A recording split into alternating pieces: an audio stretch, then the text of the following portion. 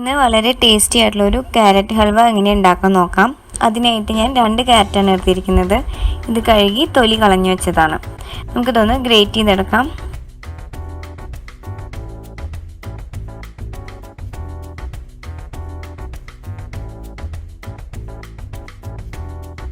ഞാനിങ്ങനെയാണ് ഇപ്പോൾ ഗ്രേറ്റ് ചെയ്തെടുത്തിരിക്കുന്നത്.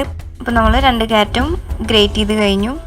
ഞാൻ ഈ ഗ്ലാസിൻ്റെ അളവ് വെച്ചിട്ടാണ് എല്ലാം എടുത്തിരിക്കുന്നത്. 2 ഗ്ലാസ് നിറയെ ക്യാരറ്റ് ഗ്രേറ്റ് ചെയ്തത് എടുത്തിട്ടുണ്ട്. പിന്നെ അതിലോട്ട് 2 ഗ്ലാസ് പാൽ എടുത്തിട്ടുണ്ട്.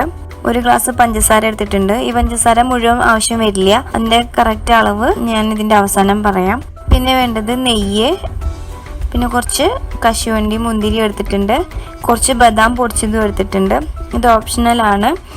അവസാനം ക്യാരറ്റ് ഹൽവയുടെ മുകളിലൊന്ന് വിതറി കൊടുക്കാൻ വേണ്ടി മാത്രം എടുത്തതാണ്. ഇതില്ലെങ്കിൽ ഇത് ഒഴിവാക്കാം. നമുക്ക് ഇത് ഉണ്ടാക്കാനായിട്ട് തുടങ്ങാം. ഒരു പാൻ വെച്ചിട്ടുണ്ട്. നമുക്കതിലോട്ട് 2 ടേബിൾ സ്പൂൺ നെയ്യ് ഒഴിച്ചു കൊടുക്കാം. ആദ്യം കാഷ്നട്ടും മുന്തിരി ഒന്ന് വറുത്തെടുക്കാം.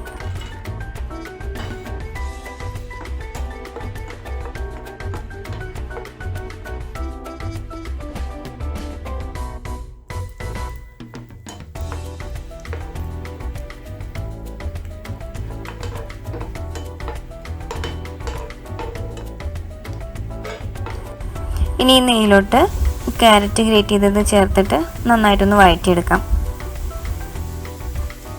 നമുക്കിതൊരു 3-4 മിനിറ്റ് വഴറ്റിയെടുക്കണം.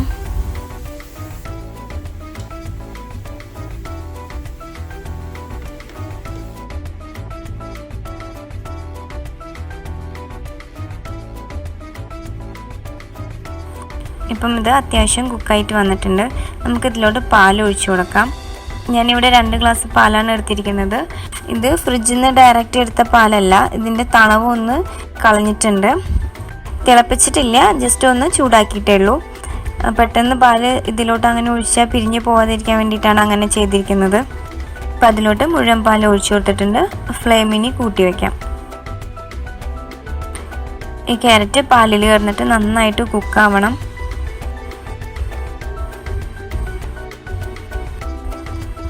കുറച്ചൊക്കെ പാല് വറ്റി വന്നിട്ടുണ്ട്. നമുക്കിതിൽ മുഴുവൻ പാലും വറ്റിച്ചെടുക്കേണ്ടതാണ്.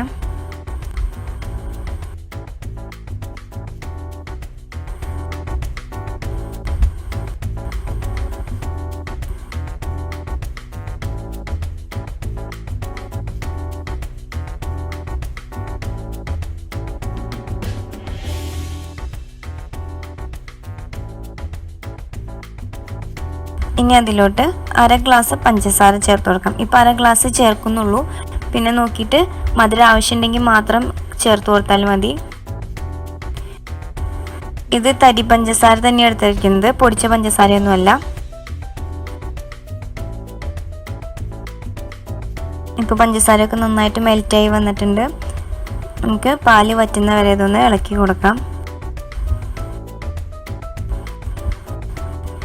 ഇനി അതിലോട്ട് 1/2 ടീസ്പൂൺ ഏലക്കാപ്പൊടി കൂടെ ചേർത്തിട്ട് നന്നായിട്ട് മിക്സ് ചെയ്തെടുക്കാം. ഇനി അതിലോട്ട് കാഷ്നട്ടും മുന്തിരിയും ചേർത്തിട്ട് നന്നായിട്ട് മിക്സ് ചെയ്യാം.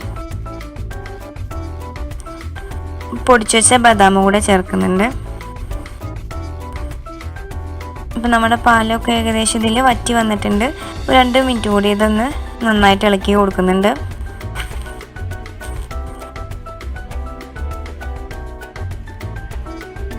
ഇപ്പം നമ്മളുടെ ക്യാരറ്റ് ഹൽവ റെഡി ആയിട്ടുണ്ട്. പാനിൽ ഒട്ടിപ്പിടിക്കാതെ വിട്ടു പോരുന്നതാണ് ഇതിൻ്റെ ഒരു പരുവം. നമുക്കിനി ഫ്ലെയിം ഓഫ് ചെയ്യാം. ഇനി നമുക്കിതൊരു സെർവിങ് പ്ലേറ്റിലോട്ട് മാറ്റാം. എല്ലാവരും ട്രൈ ചെയ്ത് നോക്കണം. ഈ ചാനൽ ആദ്യമായിട്ടാണ് കാണുന്നതെങ്കിൽ സബ്സ്ക്രൈബ് ചെയ്യാൻ മറക്കരുത്. റൈറ്റ് സൈഡിലെ ബെൽ ബട്ടൺ കൂടി ക്ലിക്ക് ചെയ്യണം. മറ്റൊരു റെസിപ്പി ആയിട്ട് വീണ്ടും കാണാം.